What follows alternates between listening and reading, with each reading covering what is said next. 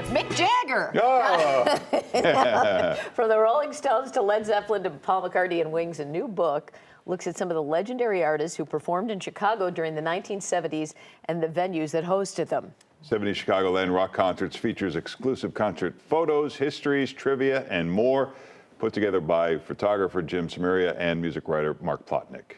And they join us now. Good morning. Good morning. Good morning. Thanks for having us, guys. So, I mean, why just Chicago specifically? Is it because it's your favorite? I mean, what attracted the artists here as opposed to other cities? Well, I photographed it because I live here. Yeah. But obviously, Chicago's a big big stop on the tours, Yeah. the famous tours that they would have, and they would, of course, stop here. And I was very fortunate enough to go photograph them. And you were like 20 years old, and you got 19. And you just happened to be at a concert and take a good picture, and that's how you got hired? Well, basically, long story short, I brought some pictures into Flipside Records of Led Zeppelin that I snuck on the main floor, and they put them up on the wall. Wow. I did that for a couple more concerts, and then the manager, Rich Carlson, said, "Would you like to be our official photographer?"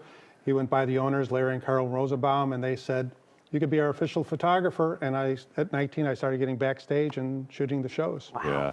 So, Mark, what is the hallmark of rock concerts from that long ago compared to today at the United Center or Soldier Field?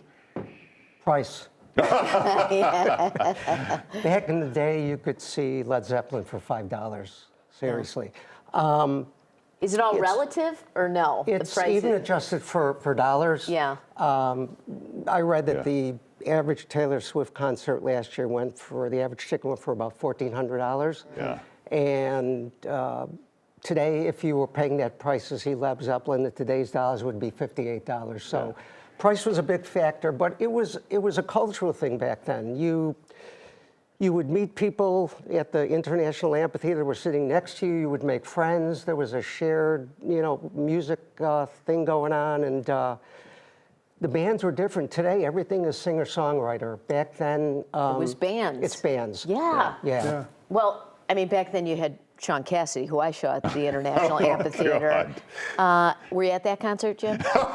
No, I missed that. I had a choice between Led Zeppelin and Sean Cassidy. I chose Led Zeppelin. Were there a couple favorite performances and or groups that stand out to you, either one of you? Oh, for me, yeah. Definitely. Well, all the biggies, of course, but to photograph and to see live was The Who, because there were so many moving parts. And that's the cover of your book, is that picture? Yeah, that's you Pete have? Townsend jumping in the air between that and his windmill and all that, and then Daltrey with the microphone splitting it, and Keith Moon was maniacal on the drums. Look at that. These are some awesome pictures. Mark, what's your favorite? My favorite, we have a picture of Eric Clapton in our book, and that was from a different performance, but my favorite performance was when he came to the auditorium with Derek and the Dominoes. That was the Layla band. Yeah. And he was my idol. He still is, but there was an opening act. A young man came out on piano, and little known guy, it was Elton John. It was the first time he came to the United States. And he just blew everybody away. Wow.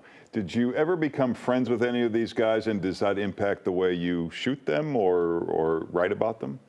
Later, because I still photograph, but back then, no. But backstage was different back in the 70s, because you could go back there and talk to people, and it was really cool. But I got to be friends because I still photograph shows. And probably the closest I got to anybody was Kim Simmons of Savoy Brown. But I've become friends with a lot of the Chicago guys, the Crying Shames, the New Colony Six, the Ides of March, all those guys, Buckingham's. Yeah, and Mark, you were doing the writing for these, and was it like Almost Famous, like we saw with the following the unknown band around? I've been a rock and roll fanatic since the age of 9. I started playing piano, and then when the British invasion hit, I just wanted to know everyone who was playing in the bands, and I would do these crazy diagrams of different types of music and what type of music evolved to this, and it was something I was passionate my whole life, even though I went into a corporate career. Yeah. And then really what happened was I retired, and then Jim came to me and said, you're not retiring, let's write books revolving around my photography, and that's kind of how it that started. all came together. But Jim gets me backstage sometimes, and I get to meet the artists. And well, why don't you get us backstage? I mean, what do you have to do I have to have a camera with me? Little money. Yeah. Was it all about guitars and drums, or did you guys ever experience the insanity that goes on backstage, whether that be drugs or women or whatever? Was I not supposed to ask you that question? No, there really wasn't a lot of that going on, tongue in cheek. That you saw, yeah. That I saw, or Yeah. that I'll report. But yes, there was a lot of groupies back there. The 70s was different. you know, Nowadays, it's like they want to rest. I know some of the the guys artists- take naps before the Oh. show. Yeah. They're older now. They live cleaner lives. They're healthier. They should want to take naps. Who are the big up and coming bands? We'd say about Where there's kind are of a they? Like there's- U2, it's yeah. like feels like that's the last big band. Well, Jim and I go see a lot of shows, and we're big fans of blues rock. Yeah. And the acts are out there, particularly women. There are some amazing female guitar players out there who can play with the men, and Jim and I seek them out. We've got to know them. We recently saw a show by Melody Angel at Space in Evanston. She was wonderful, and they're out there. They're just not getting the headlines now, because it's the pop acts are what is they're getting all the It'll headlines. trend, right? Yeah. Yeah. But yeah, I agree with Mark. A lot of the up and coming are blues rockers, and they're female. And when you think back of the day, the female band really was Heart. Yeah. Yeah. And they went Yeah.